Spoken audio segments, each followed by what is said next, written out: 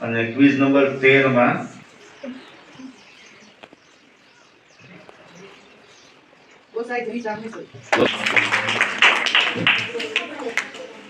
પહેલો સવાલ, ન્યૂટનનો જન્મદિન ક્યારે આવે છે? 4 જાન્યુઆરી 1643. સાચો જવાબ છે.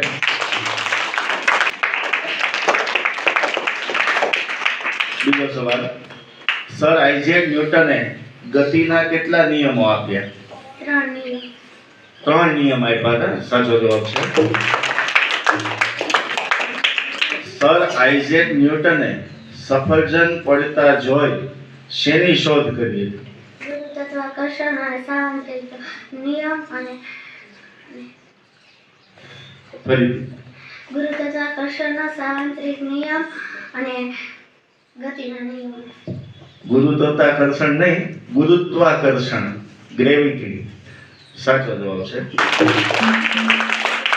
તો એ સાર્વત્રિક છે. હાલ એની પછીનો, ટેલિસ્કોપની શોધ કોણે કરી હતી? લિપવોર્સી. ફરીથી.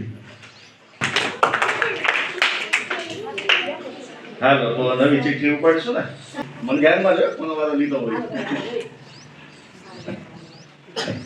પટેલ ધ્રુવકુમાર. પહેલો સવાલ, સર આઇઝેક ન્યૂટનનો જન્મદિન ક્યારે આવે છે? 4 જાન્યુઆરી. 1900 કેટલા? કઈ વાંધો નહીં, સાચું જ કરી. નાના ધોરણમાં છે એટલે સાચો જવાબ છે.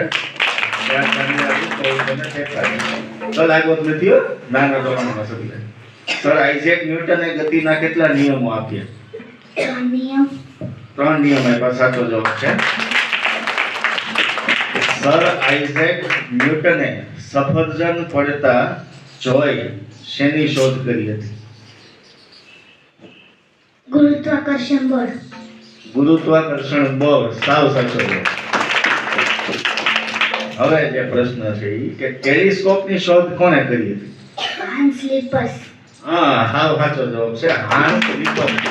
કયું સાધન સફેદ રંગને રંગીન વર્ણપટમાં વિભાજિત કરે છે? પ્રિઝમ. સાવ સાચો જવાબ છે.